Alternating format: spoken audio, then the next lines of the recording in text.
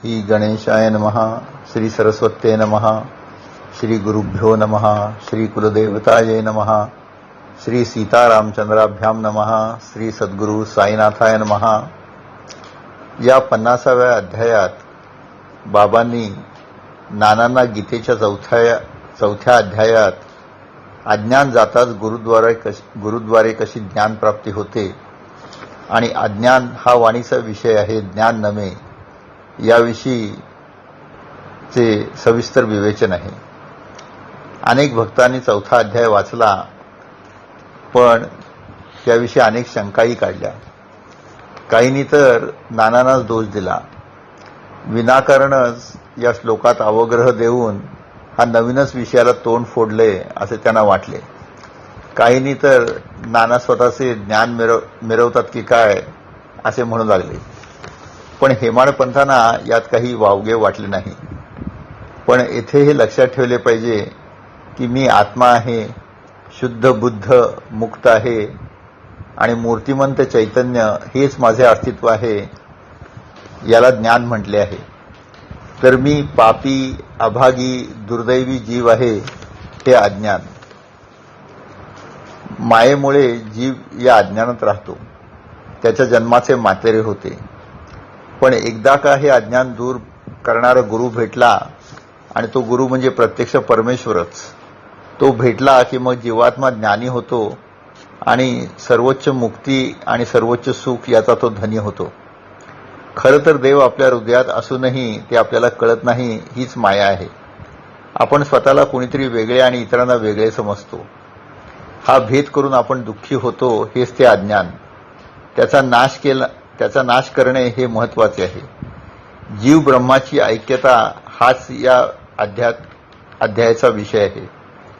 स्वतःला सज्ञान म्हणवणे आणि अयोग्य कर्मे करणे हे अज्ञानच.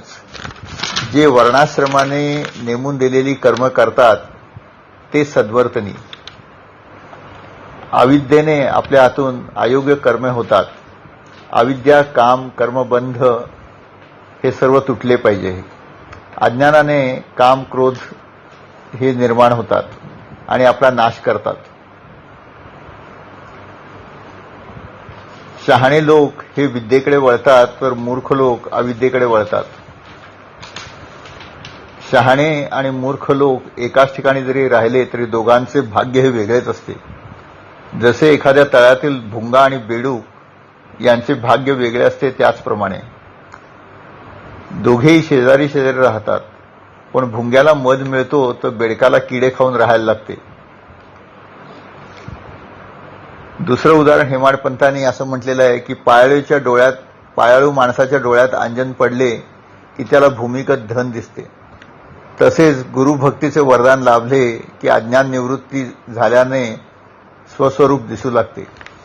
ज्ञानयज्ञ करून अज्ञानाची आहुती दिली की मनाच्या अग्निकुंडातून ज्ञानाग्नी प्रगट होतो. जीवात्मा हा आपल्या पंचेंद्रियासकट हा यज्ञ करतो. अज्ञानाने लोक गैरवर्तनी होतात आणि करू नये तेच करतात.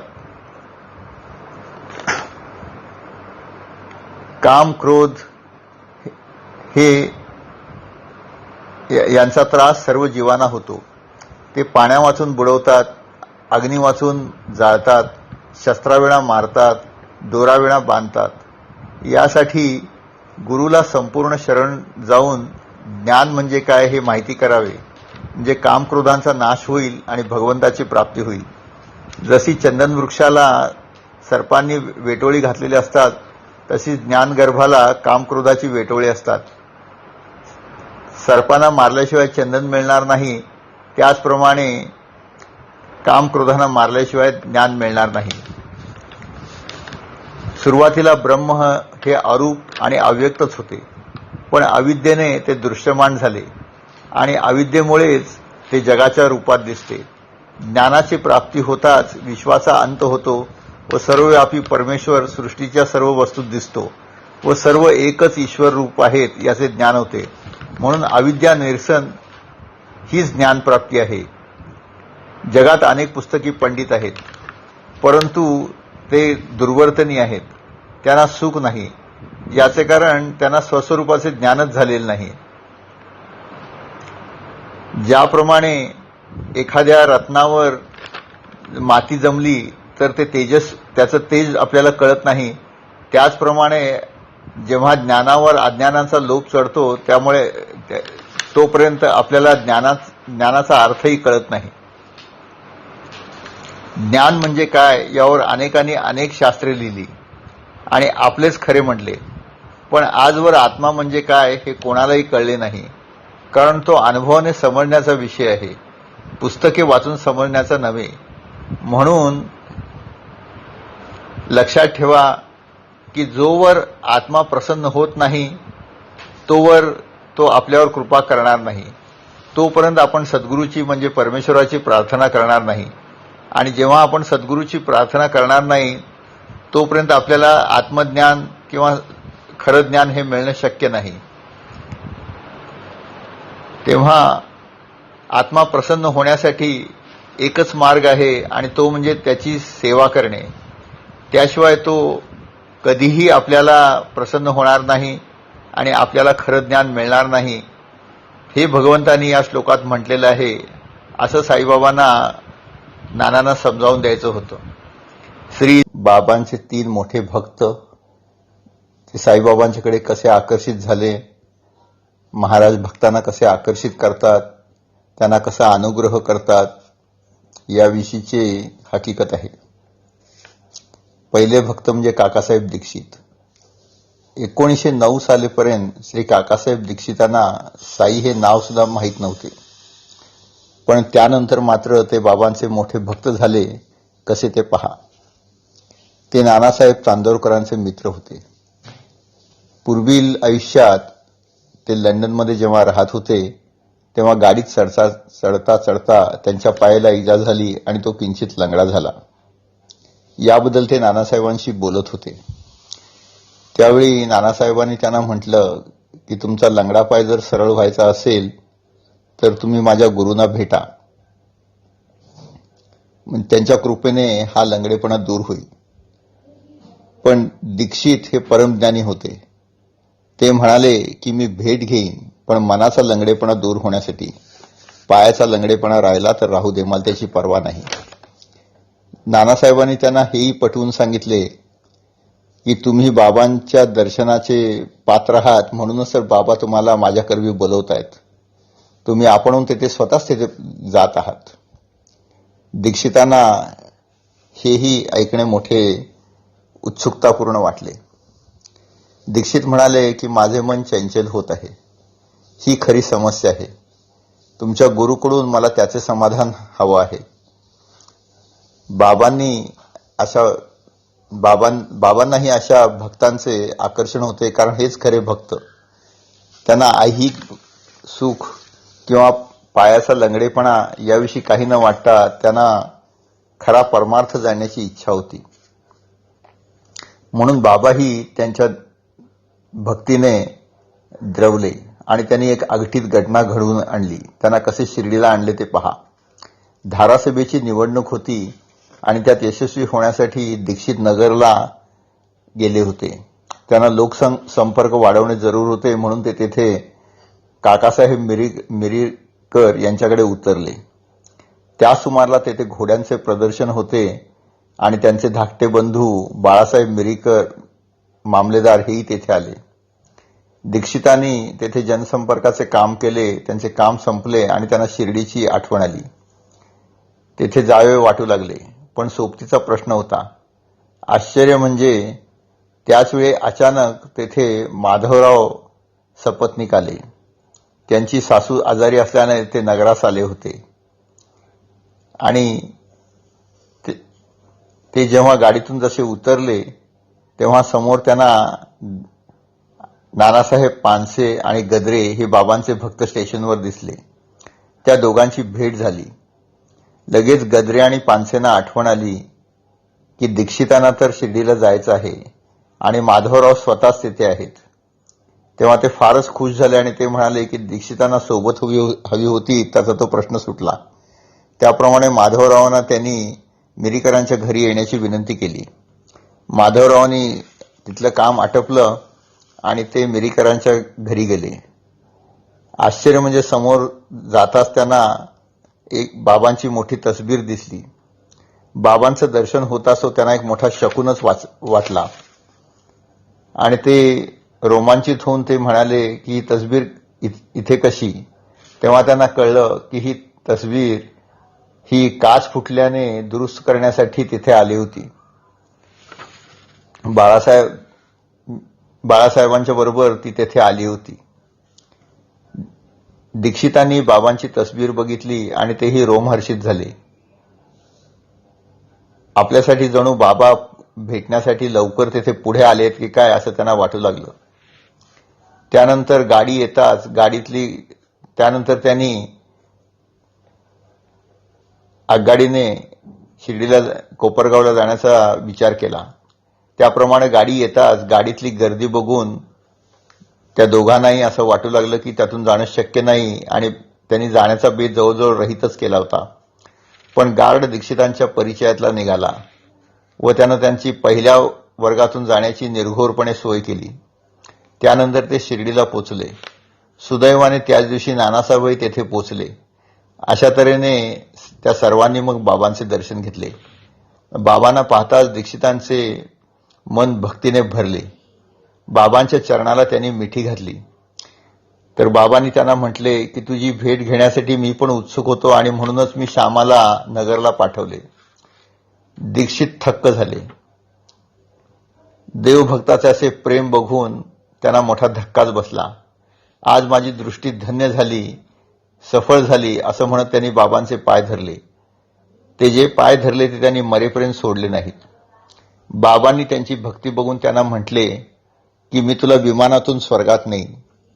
खरोखरच त्यांचा मृत्यू अतिशय आनंदात झाला. बाबांचे गुण गाता गाता झाला.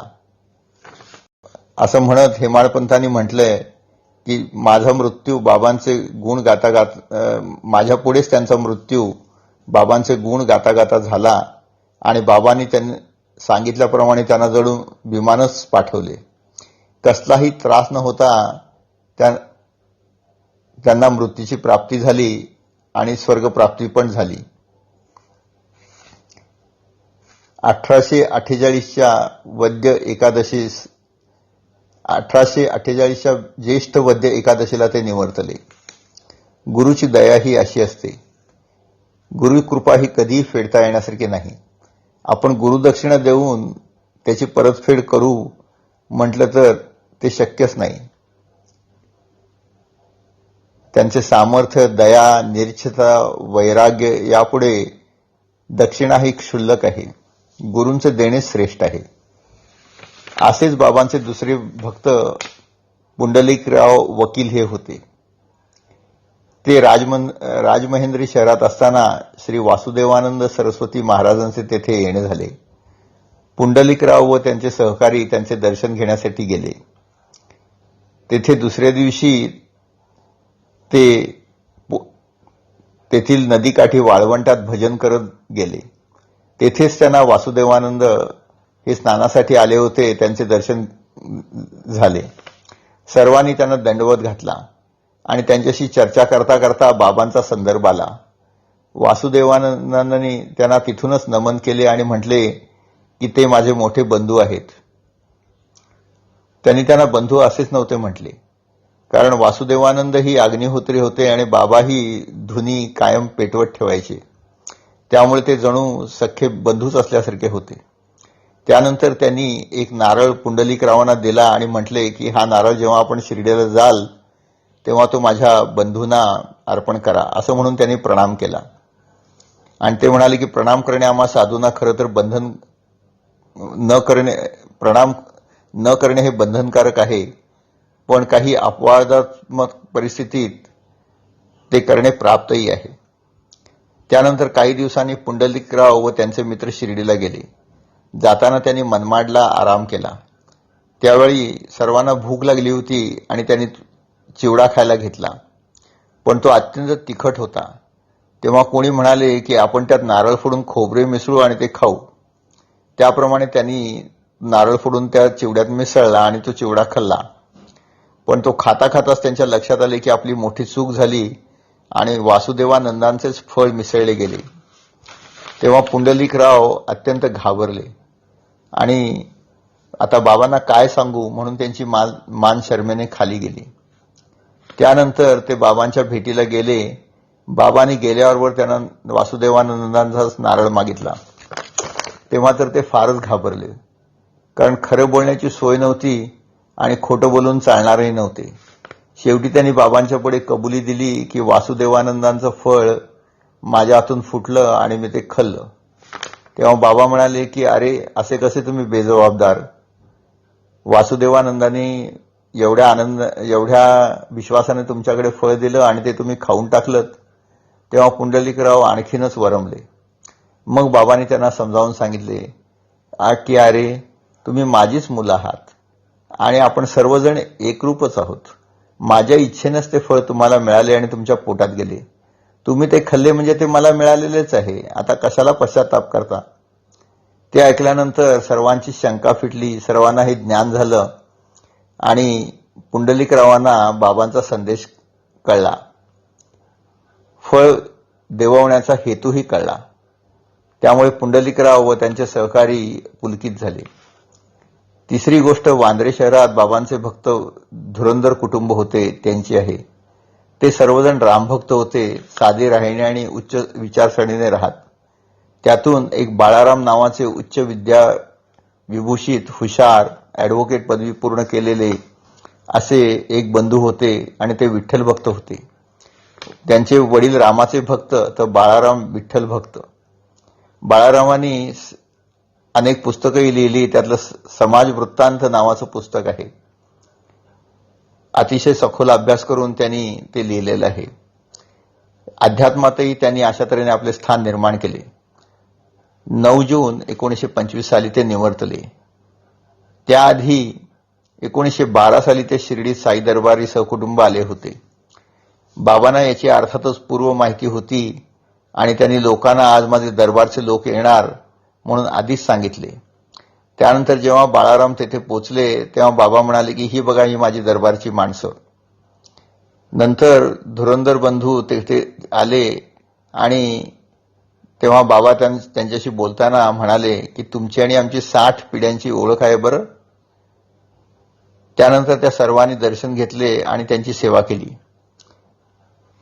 बाबांनी त्यांना सांगितले की जो शुक्ल पक्षातील चंद्राप्रमाणे माझी सदा भक्ती करतो, ज्याची भक्ती वाढत जाते, जो माझ्यावर विश्वास ठेवतो,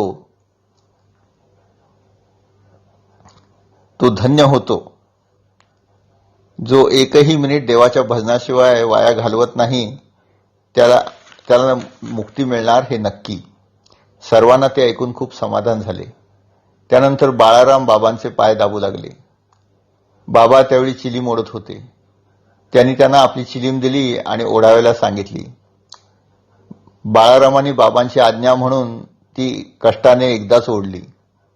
त्यांना ठसका लागला, पण त्याचबरोबर त्या ठसक्याने त्यांचा अनेक वर्षांचा एक जुनाट दमा जो होता तो तेव्हापासून बरा झाला. त्यानंतर जन्मभर त्यांना तसा दम्याचा कधीही त्रास झाला नाही. पुढे एकदा झाला, पण त्यांना कळलं की तोच बाबांचा महानिर्याण दिनही होता आणि जणू काही बाबांनी त्यांना जाताना एक आठवण म्हणून एकदाच तो दम्याचा त्रास जाणवून दिला होता. धुरंधर कुटुंबाने रात्री चावडीच्या कार्यक्रमातही हाजरी लावली. जेव्हा चावडीजवळ बाबा नेहमीप्रमाणे दिग्बंधन करू लागले तेव्हा धुरंधरांना ते इतके तेजस्वी दिसले की जणू विठ्ठल दर्शनच झाल्यासारखे वाटले. त्यानंतर काकडा आरतीला ते जेव्हा गेले तेव्हाही त्यांना असेच बाबा तेजपुंज दिसले. अशा तऱ्हेने ते बाबांचे कायमचे भक्त झाले आणि त्यांच्या सेवेत राहिले. असे बाबांचे 3 भक्त. त्या भक्तांची योग्यताही मोठी होती आणि बाबांनी त्यांना त्याप्रमाणे मानही दिला, अनुग्रहही दिला आणि आपल्या पायापाशी ठेवलं. श्री सद्गुरू साईनाथ अर्पणमस्तु. शुभम भवतु, शुभम भवतु, शुभम भवतु.